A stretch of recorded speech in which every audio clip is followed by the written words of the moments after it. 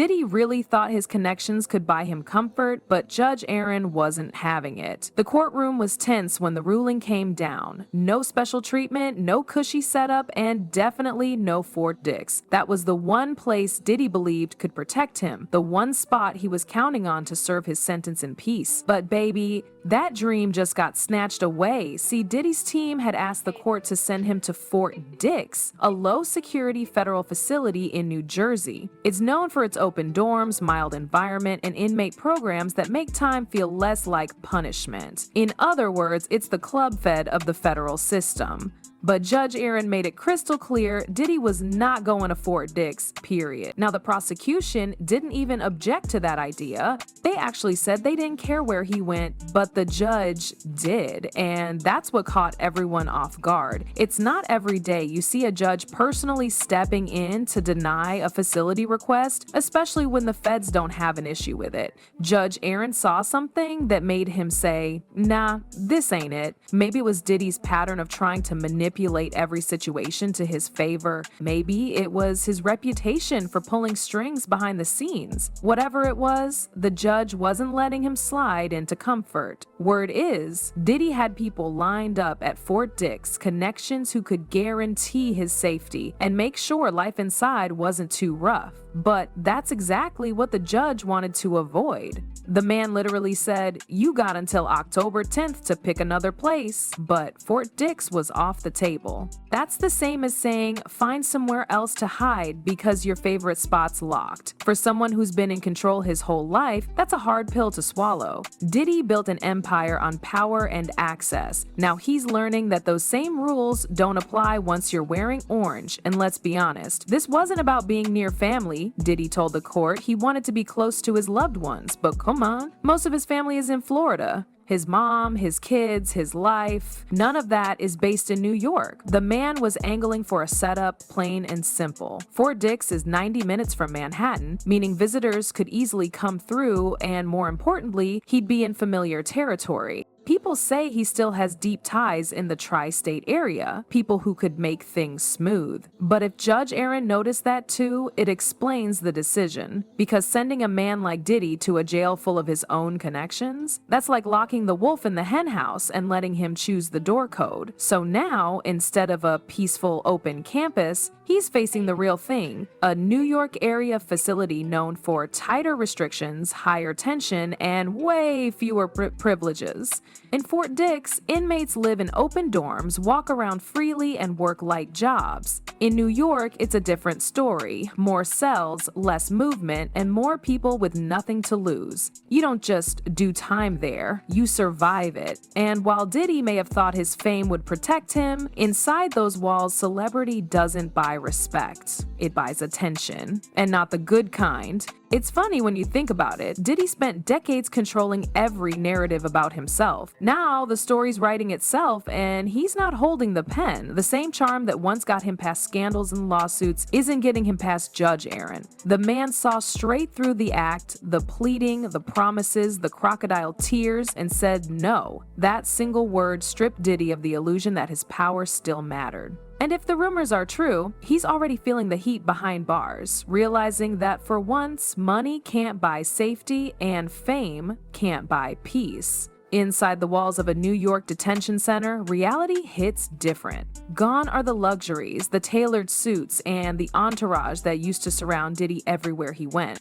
In their place, he's got fluorescent lights buzzing all night, steel toilets that echo with every flush, and men who couldn't care less that he once ruled the music industry. Word spreads fast behind those walls, and the whispers are already making their rounds. Some respect him, some resent him, and a few see him as a walking ATM. That's the danger of being rich in a place where nobody has anything to lose. Prison politics operate on a completely different frequency. Respect isn't earned through fame or status, it's earned through time, humility, and knowing when to keep your mouth shut. But Diddy's not built for silence. He's used to commanding every room he walks into. Now, he's learning that inside, there's always someone tougher, hungrier, and far more dangerous than the man he used to be. It's said that he tried to keep a low profile at first, staying polite, keeping his head down, but that act doesn't last long in jail, especially when people already know your name and your worth. Every eye watches you, waiting for you to slip, waiting to test if you're really that man you pretended to be. The guards don't make it easier either. Some of them treat him like any other inmate, no special treatment, no attention. Others go out of their way to remind him that his fame means nothing in their house.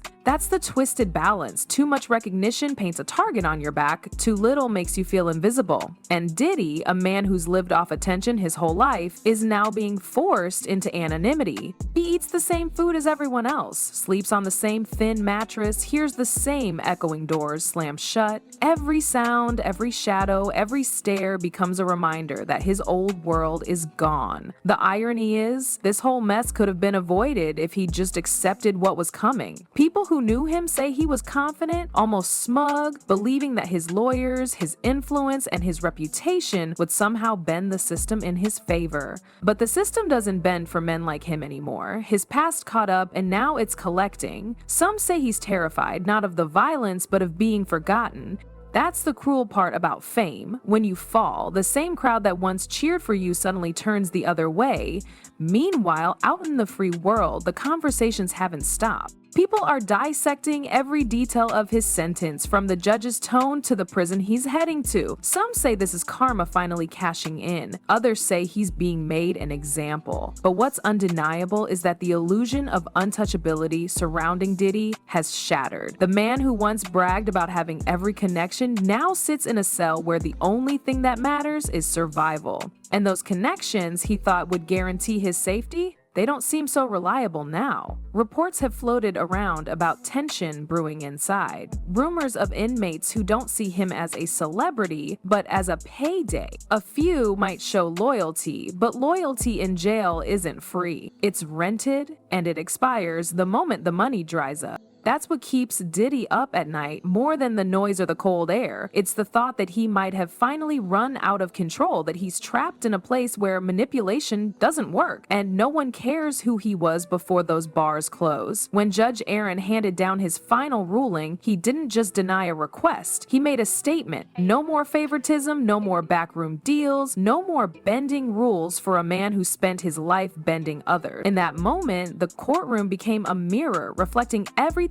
Diddy had spent decades running from. He wasn't a mogul, a star, or a legend in that chair.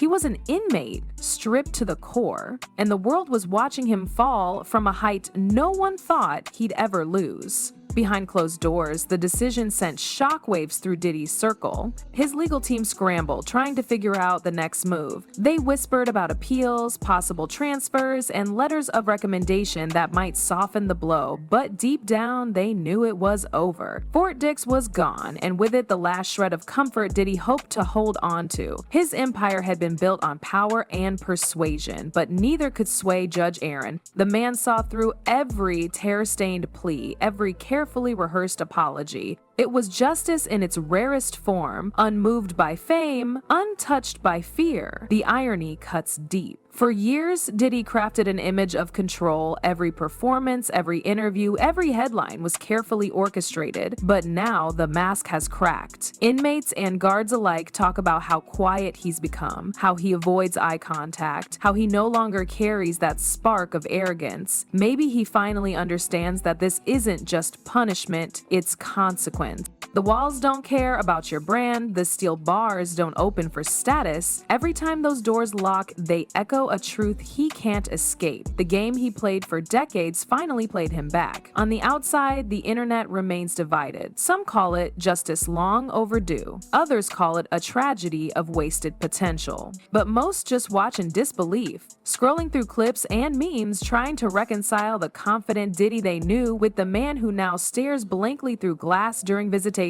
The empire that once moved the culture is fading, replaced by silence and unanswered questions. His music still plays, but the name behind it carries a different weight now. No longer a symbol of success, but of downfall. It's said that in those quiet hours of the night, when the noise dies down and the lights dim, Diddy sits on his bunk and stares at the ceiling, lost in thoughts he can't buy his way out of. Maybe he's replaying every decision, every face, every lie. Maybe he's realizing that for all the years he chased power, he never built peace. The same energy he poured into domination is now turning inward, forcing him to confront what he's always avoided, himself. And that's a prison even harsher than the one made of concrete. Judge Aaron didn't just reject a request for comfort, he restored a bit of balance in a world that's often too forgiving to the powerful. He reminded everyone watching that justice, when done right, doesn't flinch. Diddy's lawyers can shout, his fans can beg, but the reality remains he's no longer calling the shots. The same man who once decided who rose and who fell now has to follow orders, line up for meals, and answer to guards who couldn't care less about platinum plaques. Maybe this is what accountability looks like when it finally arrives. Slow, heavy, and inescapable. The world outside moves on, but for Diddy, time has stopped. Every minute stretches, every echo lingers, and every day reminds him that no connection, no dollar, and no fame could change the one truth Judge Aaron made clear. No one is above the law, not even him.